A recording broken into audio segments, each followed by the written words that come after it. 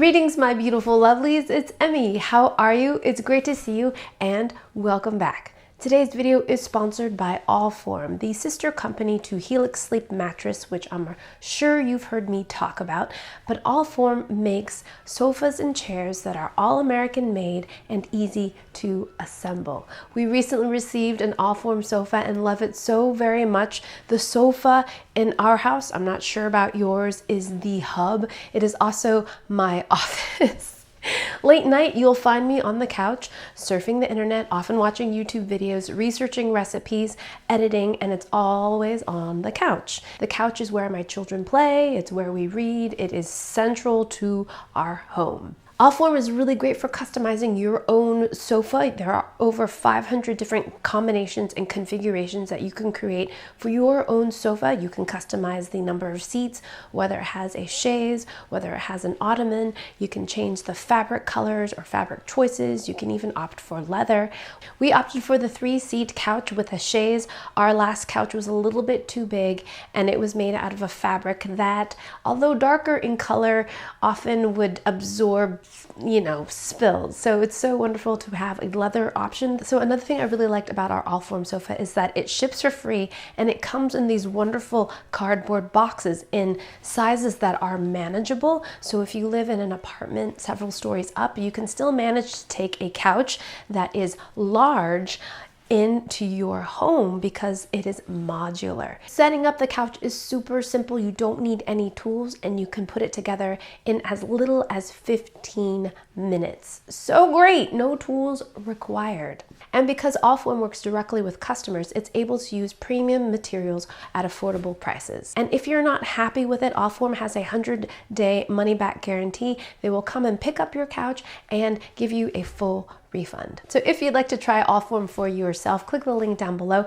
and receive 20% off your purchase. Big thanks to Allform for sponsoring this video. Now today, I'm going to be making clear tomato soup. So many of you got in touch with me via social media to make this clear tomato soup. The clear trend was probably a couple years ago now. I've got a little playlist. I'll put a link down below. I've made clear lemon meringue pie. I've made clear potato chips. And in that hubbub was the clear tomato soup, which I never made. Now, my friend Barry Lewis has made this and I looked at his recipe and I also found a recipe from Epicurious for tomato consomme, which is what we're going to be making. Consomme is a French term for a clear broth that is clarified with a very specific technique. We're going to be using egg whites, and it sounds totally nuts. We're pouring it right into the soup. When we cook the soup, the egg whites coagulate, drawing all the impurities in the broth, creating a perfectly clear and lovely soup. So that is reason enough to attempt this recipe. I've never clarified soup using this technique before, although I have used it to clarify coffee grounds before. It's a Scandinavian style of making coffee. Absolutely interesting and delicious. And I think I'm most curious about two things. Of course, number one, the taste. Number two, how clear can we get this? Tomatoes are very pigmented. They have lots of lycopene. They're red. How can we get something that's red into something clear? Egg whites, apparently. Egg whites.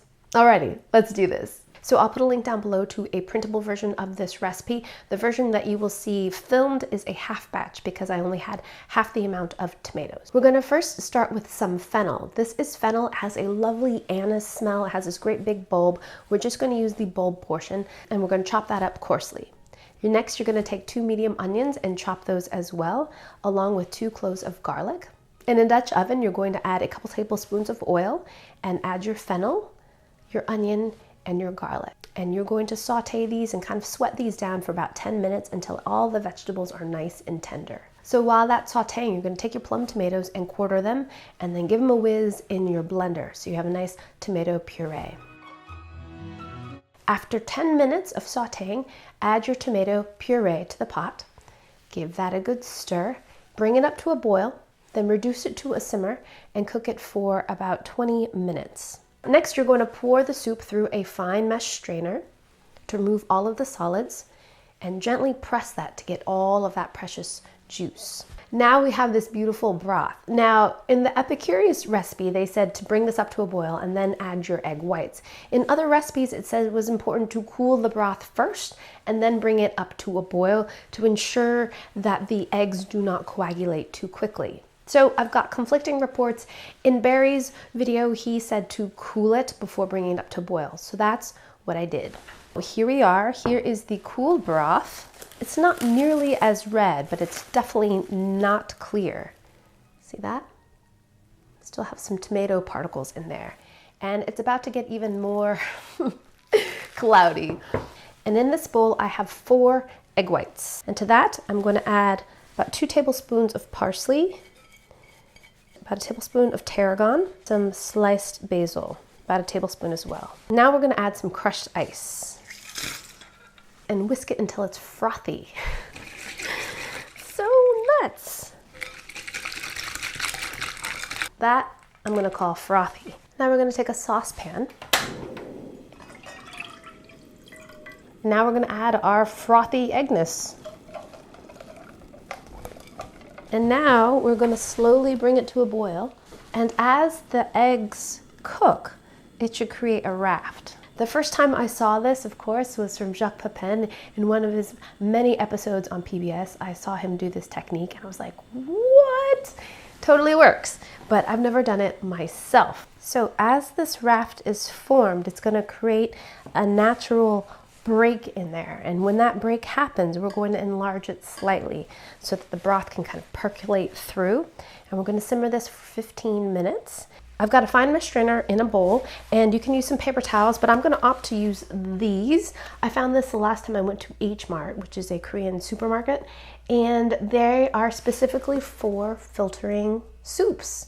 But you can also use them to steam breads and such, but they're very fine mesh. So don't have these, it's okay. You can just use a couple layers of paper towels. So I've never used these before, and looks like this square, and I'm going to open it up. I like that they're nice and big. Pour the hot broth over. And it's got a pale yellow color to it, but it's definitely clear. And look at that. It has a bit of a yellow cast to it. So I think I'm going to filter it one more time, and then I'm going to cool this completely. This soup is supposed to be served cold. Alrighty, my lovelies, I am back, and here is my finished tomato consommé. It is clear. There's no particulate in it whatsoever. No floaties, no nothing. Absolutely clear, but it does have a color to it. And from what I have researched online, this is what tomato consommé is supposed to look like. It has a slight orangish yellowish color to it. It does. So I filtered this twice through my paper, and it still came out this way.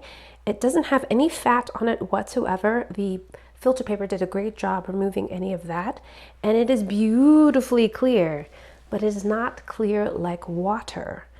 So is it possible to make clear tomato soup? Yes and no. Is it going to be clear like water? Very skeptical, but it is clear, clear, clear in the sense that there's no particulate in this whatsoever. No floaties, no nothing, none of the herb, not even the pepper that we added to this is visible. Nothing. It's absolutely clear. It's beautiful.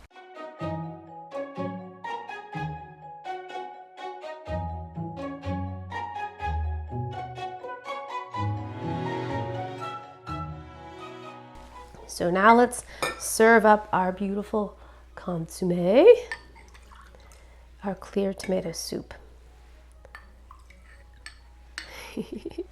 And there it is. It does have a little tinge to it, but beautifully clear. It almost looks like a watered down kind of apple juice. Itadakimasu.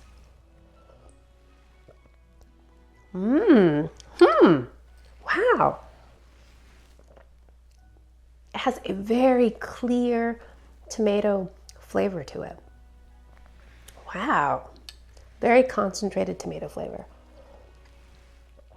Which makes a lot of sense. We added no water to this whatsoever. This is just tomato concentrate. It's kind of nuts.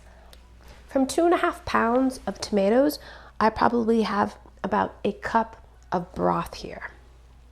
Very, very concentrated. We did cook this for quite a while. It's been reduced, so there's a nice mouthfeel to it. It's almost like chicken stock. It has that kind of body to it, yet this is completely vegetarian. I also taste the onion and the anise. The anise from the fennel and the basil are pretty subtle. It's there and it's infused, but it's not strong whatsoever. It's very nicely seasoned in terms of salt. A very refreshing, light soup. What happens when you drink it like a drink? Still tastes like tomato soup. It's amazing. It tastes a lot like vegetable soup, but it doesn't have any chunks in it, and it's not as thick. Amazing. So there you have it. Mostly clear tomato soup. The answer to our question, can you make clear tomato soup? Yes. Will it be crystal clear like water? Not quite. Will it be delicious? Yes, it will be. Alrighty, my lovelies, thanks so much for watching, and big thanks to Allform for sponsoring this video. If you'd like to receive 20% off your Allform sofa, click the link down below. Thanks again for watching. I hope you enjoyed that one. I hope you learned something. Please share this video with your friends. Follow me on social media. Check out my website. I will include a printable version of this recipe. And yeah, like this video, subscribe, and I shall see you in the next one.